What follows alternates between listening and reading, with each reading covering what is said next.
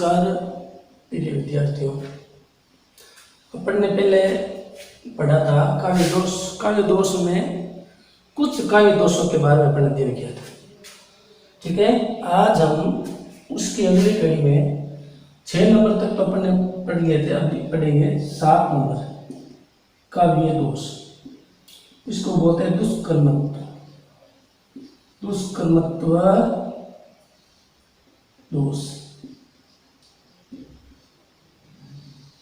ठीक है, 6 नंबर तक जो है काव्य दोष अपन ने पहले वाले वीडियो पढ़ लिए थे। तो अपन पढ़ेंगे दुष्कर्मत्व दोष और इसकी परिभाषा को देखते हैं कि जब कर्म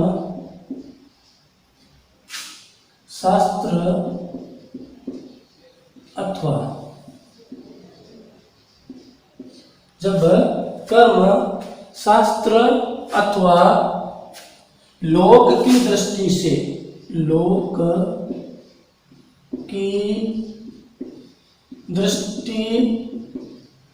से अनुचित हो, इन सही नहीं, अनुचित हो या कर्म दूषित हो, इसका मतलब है अनुचित कर्म दूषित हो, वहां दुष्कर्मत्व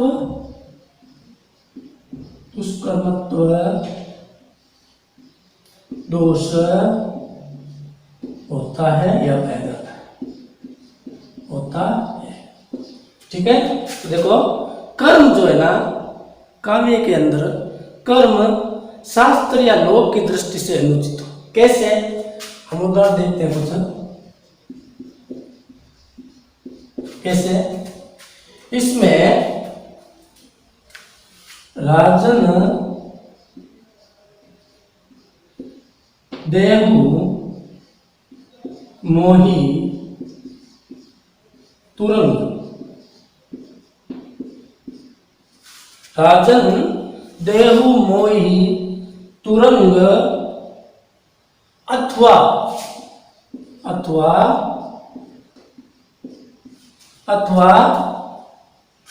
देहु मतंग। अब तुरंग और मतंग का अर्थ देख लेते हैं। तुरंग का अर्थ होता है घोड़ा। क्या होता है? घोड़ा। और मतंग का अर्थ होता है हाथी।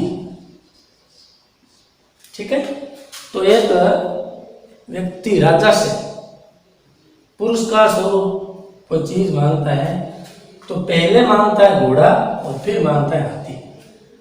अर्थात राजन है राजा, मेरे को आप घोड़ा दे दो या फिर दे दो हाथी। इसका मतलब यह हुआ कि पहले अपन जानते हैं घोड़े से जो मूल्यवान ज्यादा होता है वो हाथी होता है, अर्थात हाथी को मांगना चाहिए। तो यहां पर पहले क्या मांगा है? घोड़ा। अर्थात देखो इसका अर्थ कि यहां पर देखो, यहां पर तुरंग यानी घोड़ा, तुरंग मतलब घोड़ा, यहां पर तुरंग घोड़ा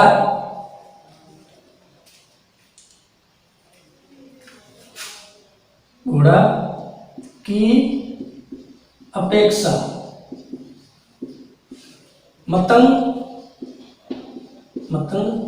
यानी हाथी अधिक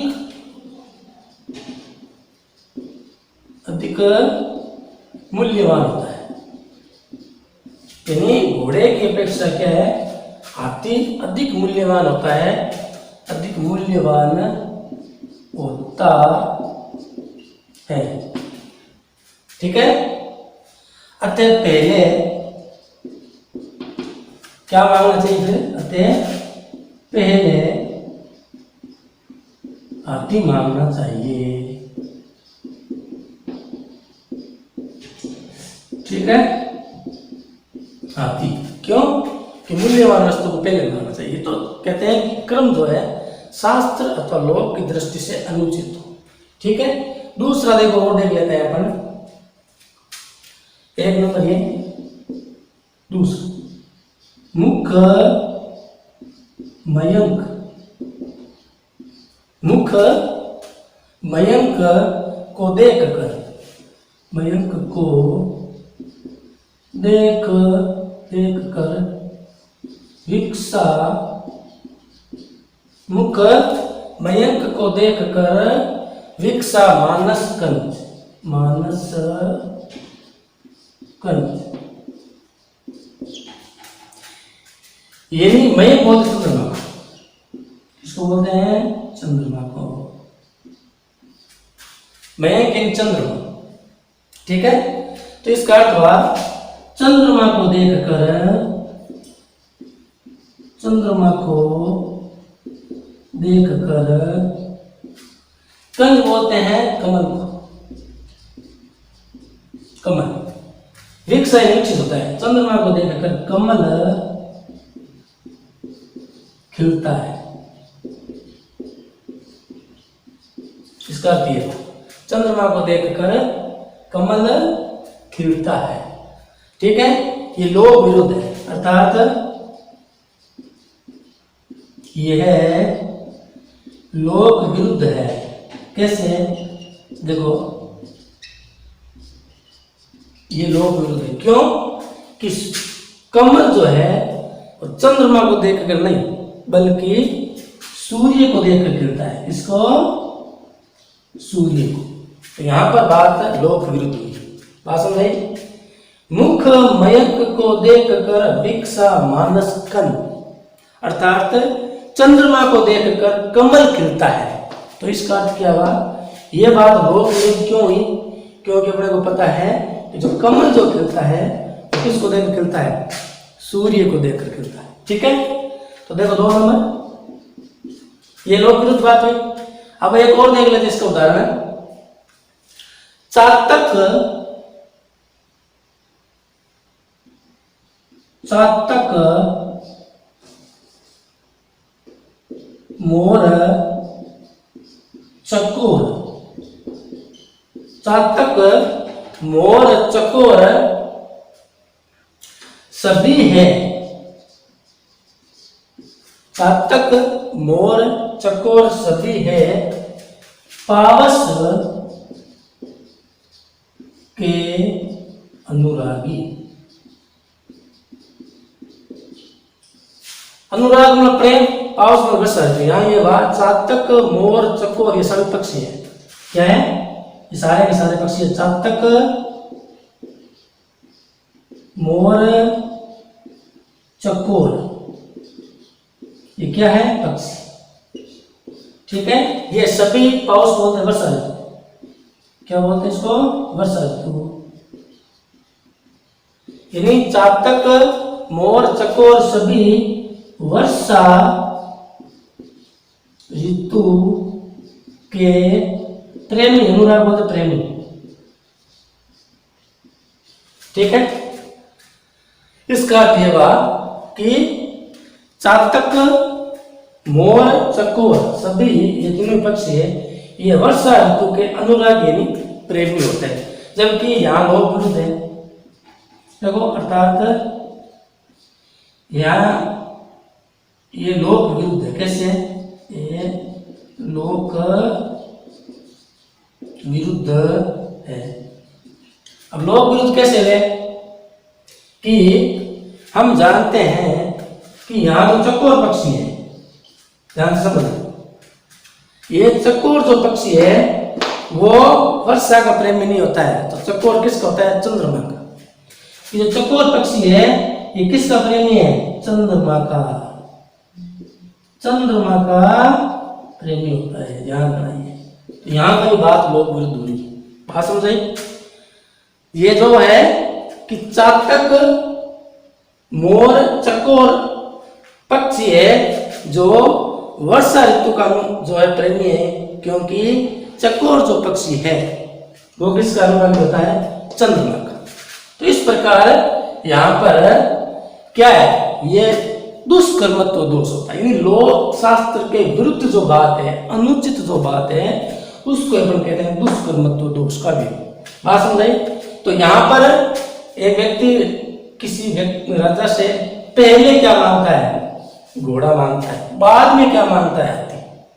जबकि अपन जानते हैं कि पहले उसको क्या मांगना चाहिए? हाथी, क्योंकि हाथी मूल्यवान होता है किसकी अपेक्षा?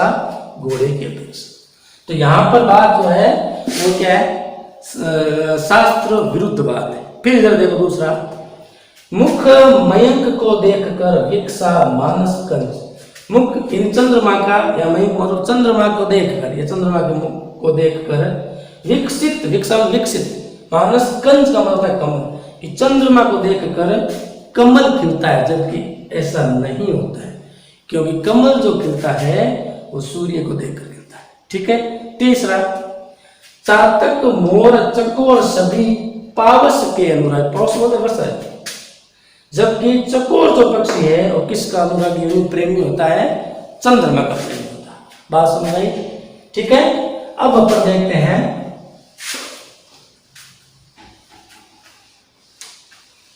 अगला जो काव्य दोष है वो पढ़ते हैं। देखो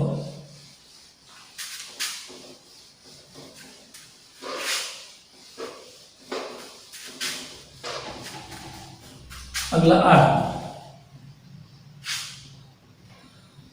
8 नंबर है अश्लीलत्व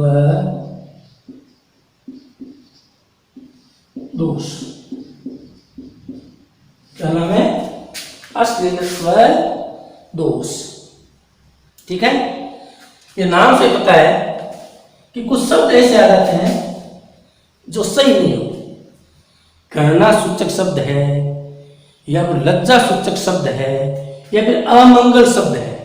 इनका जब प्रयोग काव्य में जब हो जाता है तो यहाँ पर जो दोष आता है वो अश्लीलत्व दोष में आता है।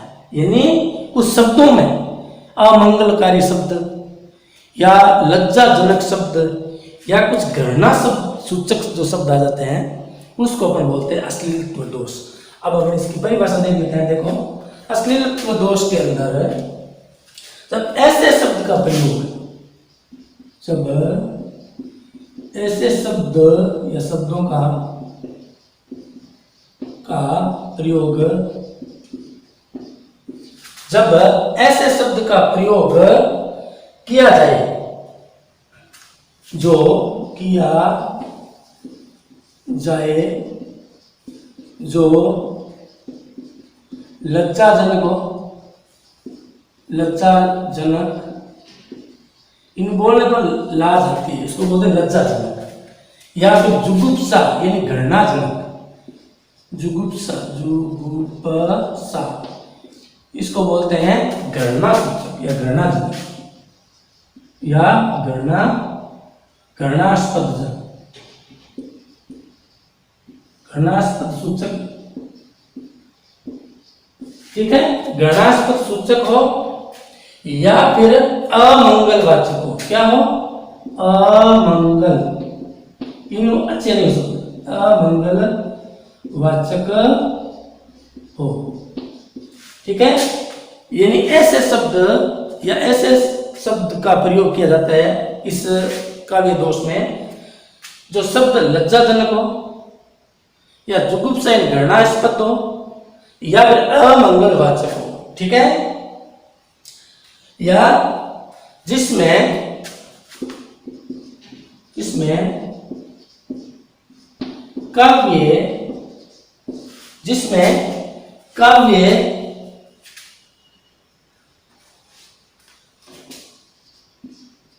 काव्य में फूहड़पन या भत्ताजनक, फूहड़पन या भत्तापन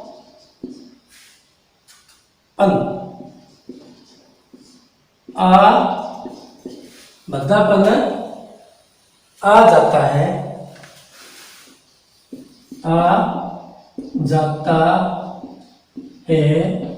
वहां अश्लीलत्व दोष दोष पाया जाता है। समझो बात, ऐसे शब्द का प्रयोग किया जाए जिसमें जो लज्जाजनक हो या जुगुप्सा बोलते घृणास्पद या घृणाजनक हो या फिर अमंगलवाचक हो शब्द, जिसमें काव्य में फूहड़पन या फिर भद्दापन आ जाता है, वहां पर क्या होता है, अश्लीलत्व दोष पाया जाता है। अब इसके उदाहरण देखते हैं। उदाहरण देखो, उदाहरण देखो इसके एक नंबर, लगे थूक कर, लगे थूक कर चाटने, अभी अभी श्रीमान,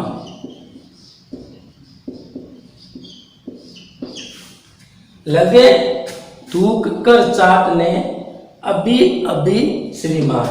यहां पर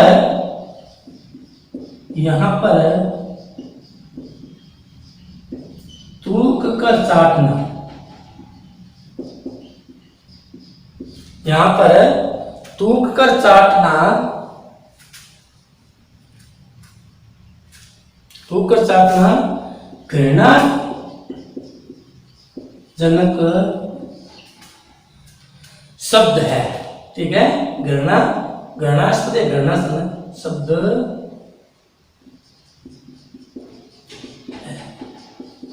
ठीक है, ये ठीक है। अब देखो दूसरा, और समझ बात, थूक कर चाटना ये घृणाजनक शब्द है। इसी प्रकार दूसरा और देखते हैं अपन, रावण, दूसरा देखो, रावण के दरबार में स्थित, रावण के दरबार में स्थित अंगद के पाद, रावण के दरबार में स्थित अंगद का, लिखो अंगद का पाद। अब इधर देखो, यहां पर यह शब्द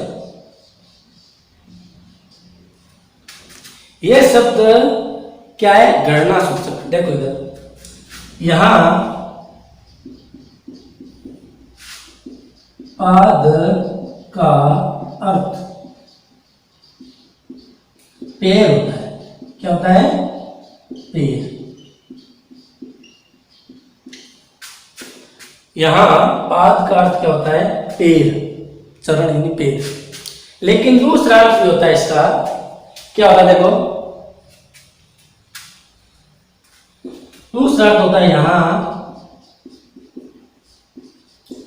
पाद का अर्थ अपान वायु। क्या, अपान वायु, जिसे पाद कहते हैं। पी कहते हैं। अपान वायु का मतलब होता है ऐसी हवा जो पान करने योग्य नहीं है, दुर्गंध हो। तो भैया कभी कभी कक्षा के अंदर बैठे बैठे कुछ शरारतें कर लेते हैं, यानी इसे अपन अपनी भाषा में क्या कहते हैं, पाद। तो इसका क्या है, ये पाद जो शब्द है, ये शब्द क्या है, ये है घृणा सूचक शब्द। क्या है, घृणा सूचक शब्द है। बात समझ रही? तो इस प्रकार ये जो प्रयोग है, शब्दों का जो प्रयोग हो रहा है वो थोड़ा सही नहीं हो रहा है। ठीक है, काव्य के अंदर इन फूहड़पन या भद्दापन आ जाता है, इसको अपन अश्लीलत्व दोष कहते हैं। अब एक और इसका उदाहरण देखते हैं। देखो यहां मैं इसको साफ करता हूं।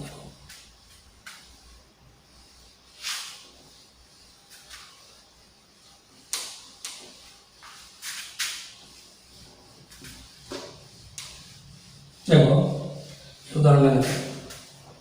अब इसका एक और उदाहरण देख लेते हैं, थोड़ा अच्छी तरह समझ में आ जाएगा ये। अभिप्रेत 3 नंबर, ठीक है। अभिप्रेत पद प्रिया ने पाया। इस अभिप्रेत में से जो प्रेत शब्द है ये, इस प्रेत का अर्थ होता है मर जाना। क्या होता है ये? अमंगल सूचक शब्द, ध्यान रखना। ये जो है अमंगल, यानी दोस्तों मैंने को इस अभिप्रेत में से, देखो इस अभिप्रेत, ठीक है, अभिप्रेत शब्द में से, ठीक है, इस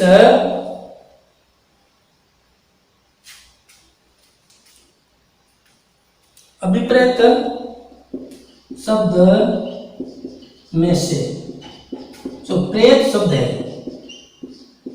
प्रेत शब्द का अर्थ है, शब्द का अर्थ है मर जाना, ठीक है।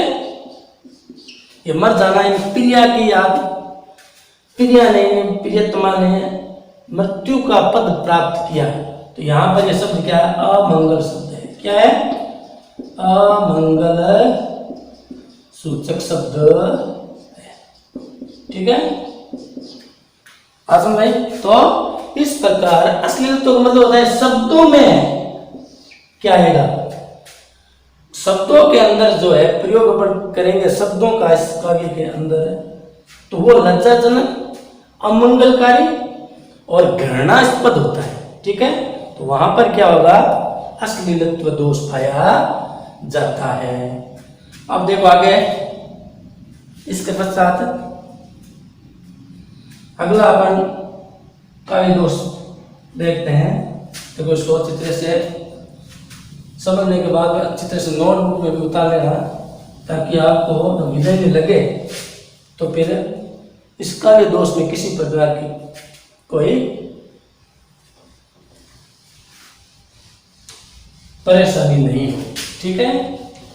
अब आगे देखो अगला,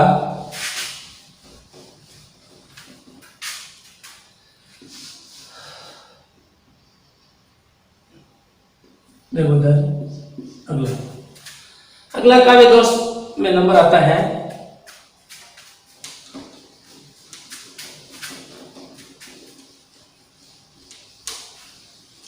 अगला काव्य दोष जिसमें पुनरुक्ति दोष।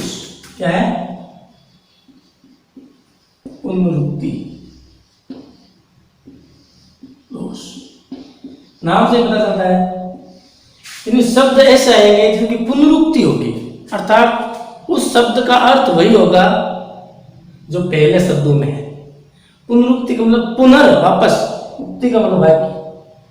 तो यानी शब्द पुनरुक्ति करेंगे, यानी वो शब्द का अर्थ वही होगा जो पहले वाले उस शब्द में आया है। कैसे? देखो इसकी परिभाषा देखते हैं अपन। जब अर्थ की, शब्द में ना अर्थ की पुनरुक्ति होगी, यार पुनरुक्ति वही अर्थ होगा सेम ही। जब क्या अर्थ की पुनरुक्ति होगी, अर्थात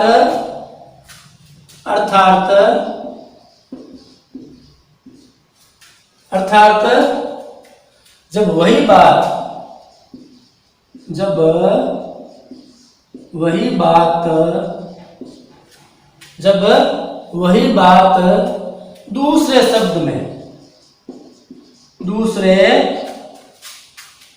शब्द में फिर आए, ठीक है।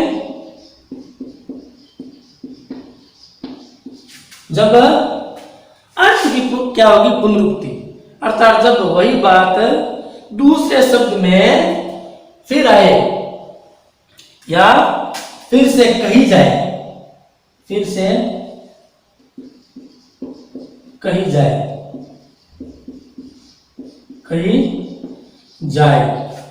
वहां पर क्या होगा? पुनरुक्ति दोष होता है। तब वहां पुनरुक्ति दोष पाया जाता है। समझे बात? यानी जब अर्थ की पुनरावृत्ति हो, किसकी हो? अर्थ की, कि जब वही बात दूसरे शब्द में फिर से कही जाए, वहां पर क्या होगा? पुनरुक्ति दोष होता है। ठीक है, क्योंकि नाम से पता चलता है कि अर्थ की पुनरावृत्ति होना। कैसे? देखो उदाहरण देते हैं हमारे एक, जैसे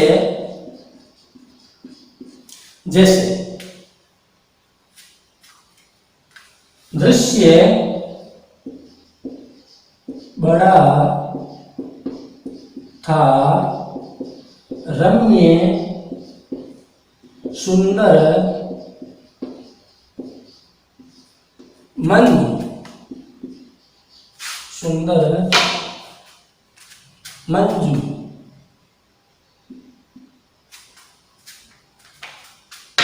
सुंदर मंजू, मंजू मनमोहक, मंजू मनमोहक। देखो जरा, इस रम्य का अर्थ वही है जो सुंदर, मंजू और मनमोहक है। रम्य का मतलब भी सुंदर होता है, सुंदर, मंजू का मतलब भी सुंदर होता है, मनमोहक का मतलब मन को मोह लेने वाला, इसका अर्थ भी सुंदर है। ठीक है, तो यहां पर क्या है? शब्द वही बात, इसमें भी वही बात है, इसमें भी वही बात है, इसमें भी वही बात है, जो मन किसमें? रम्य में। देखो इसका अर्थ देखो, यहां पर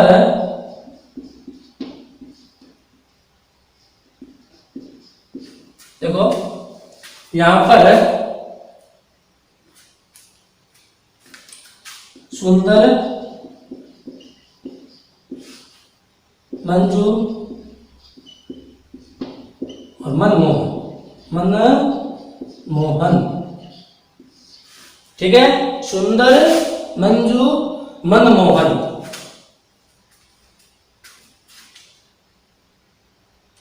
सुंदर मंजू मनमोहन शब्द रम्य, क्या? रम्य अर्थ की, रम्य शब्द के अर्थ की पुनरुक्ति करता है। क्या करता है? पुनरुक्ति करता है। देखो, दृश्य बड़ा था, रम्य सुंदर मंजू मनमोहक। तो यहां पर सुंदर मंजू और मनमोहक शब्द जो है और रम्य शब्द के अर्थ की पुनरुक्ति करता है। बात समझाई? यानी इन सब का अर्थ है। दूसरा देखो, इसका अर्थ एक उदाहरण और देखो, साथ साथ अच्छा तो यही रहेगा कि अपनी कॉपी में उतार लें। अब देखो दूसरा जो है इसकी उदाहरण देखो, कोमल कथन, कोमल कथन, कोमल कथन सभी को बातें, कोमल कथन सभी को बातें अच्छे लगते,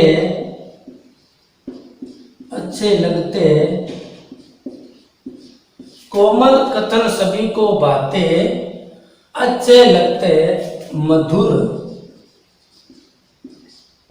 अच्छे लगते मधुर वचन।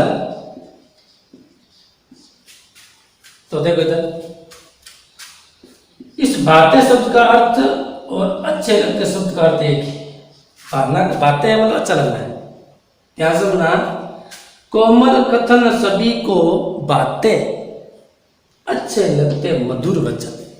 इन्हीं बातें शब्द जो है इसका मतलब क्या होता है? अच्छा लगना। तो यहाँ शब्द की पुनरुक्ति हुई।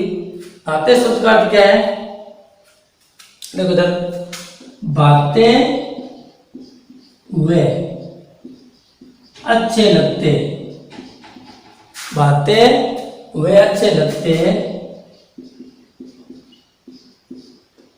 दोनों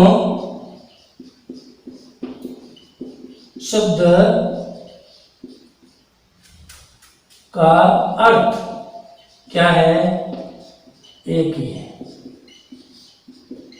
एक ही है। क्या है? तो यहां अतः, अतः यहां क्या है? पुनरुक्ति है। क्या है? पुनरुक्ति दोष पाया जाता है। देखो, कोमल कोमल कोमल कथन वचन सभी को बातें अच्छे लगते हैं, अच्छे लगते हैं मधुर वचन। इन कोमल कोमल जो कथन है वो सभी को मधुर लगते हैं, मीठे लगते हैं। तो बातें का मतलब ये अच्छा लगना, अच्छे लगते का मतलब ये क्या है? अच्छा लगना। तो इन दोनों का ये अर्थ क्या है? एक है। तो अर्थ की क्या हो रही है? यहाँ पर पुनरुक्ति हो रही है। बात समझ आई? तो यहाँ पर अर्थ की पुनरुक्ति होगी, वहां पर क्या होगा? पुनरुक्ति दोष पाया जाता है। आई बात समझ में? अब देखो आगे,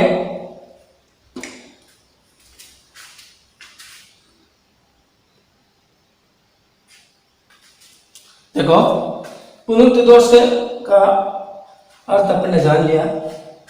अब हम अगला जो दोष पढ़ते हैं वो है अधिक पदत्व दोष। क्या है? देखो, अगला जो कार्य दोष है उसको पढ़ेंगे। देखो,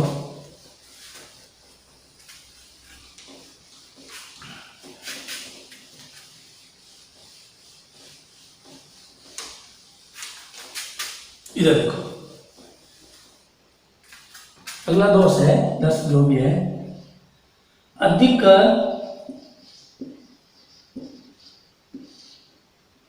अधिक पदत्व दोष। क्या है? अधिक पदत्व दोष। नाम से पता चलता है पद में अधिकता होगी कहीं पर। अधिक पदत्व दोष। ठीक है? तो इस दोष की परिभाषा देख लेते हैं कि जब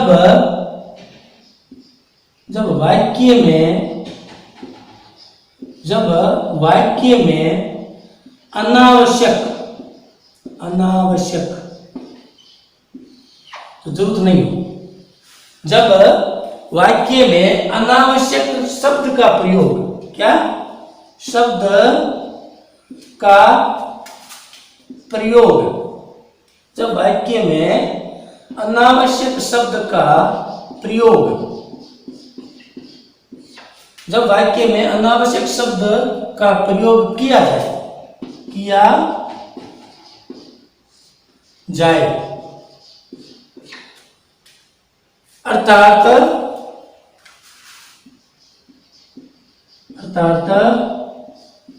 अपेक्षा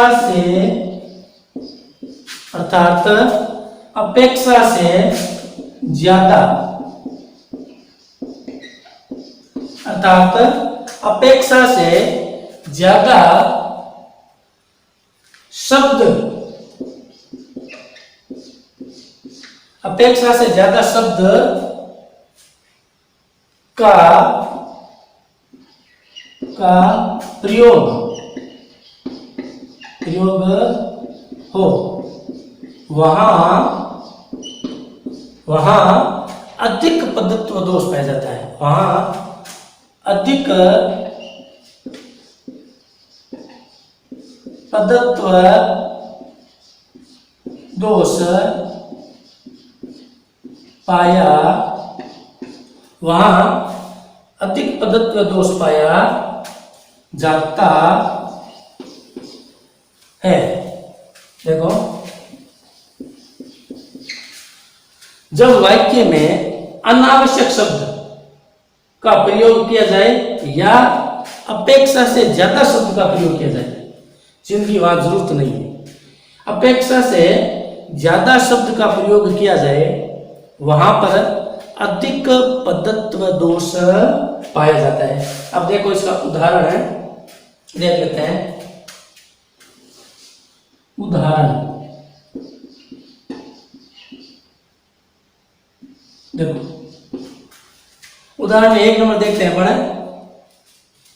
लिट्टी पुष्प पराग। लिप्टी पुष्प पराग में शनि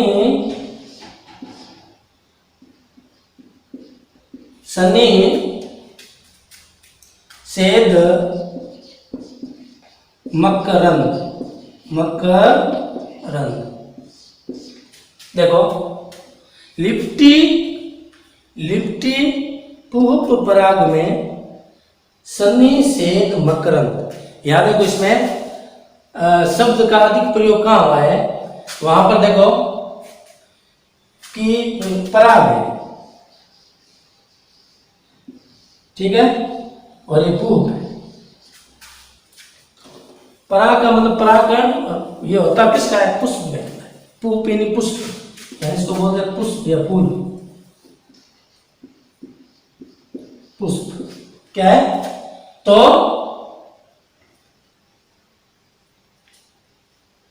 यहां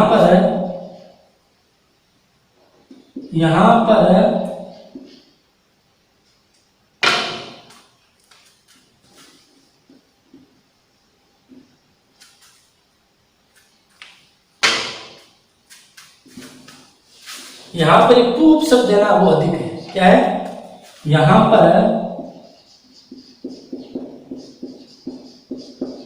पूप शब्द अधिक है, ठीक है। पूप शब्द अधिक है क्योंकि पराग तो पुष्प या पुष्प, ध्यान सुना, पुष्प या पुष्प का ही होता है। जैसे पराग नाम आएगा तो अपने को पता चलेगा पुष्प का होता है, फूल का।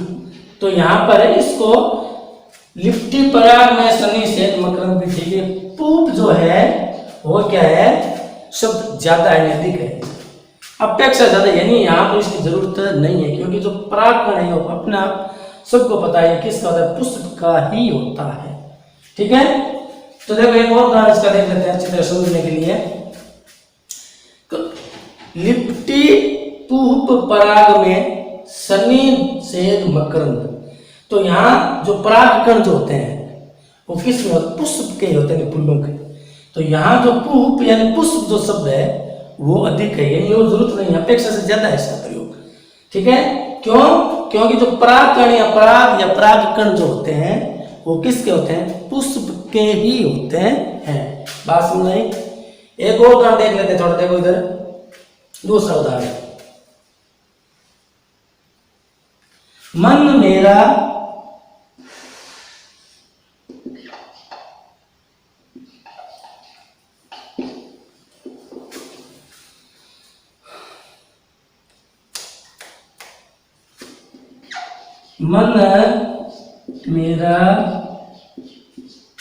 मन मेरा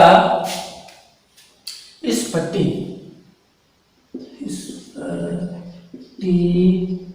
का कृति।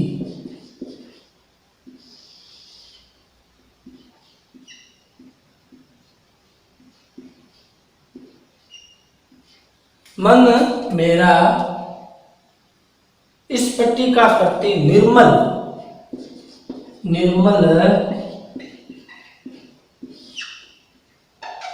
निर्मल रहे सदा गुरुदेव, रहे सदा गुरु दीर्घ। देखो, मन मेरा स्फटिक का कृति, निर्मल रहे सदा गुरुदेव। इसमें स्फटिक का कृति का मतलब स्फटिक की आकृति के समान। तो यहां पर इस स्फटिक आकृति क्या होगा? तो इस आकृति शब्द का कोई जरूरत नहीं है, ये ज्यादा है। कैसे?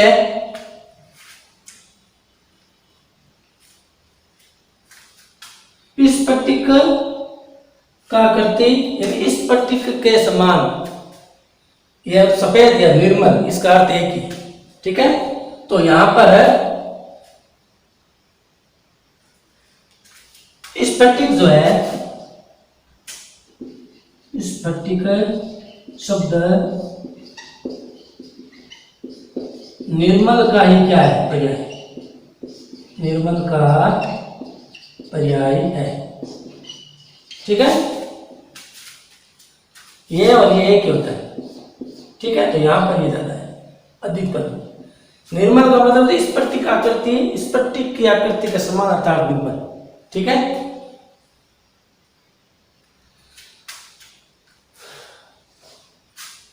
अब इसके बाद वाले जो काव्य दोष है, एक दो रह गए हैं, वो हम अगले वीडियो में पढ़ेंगे।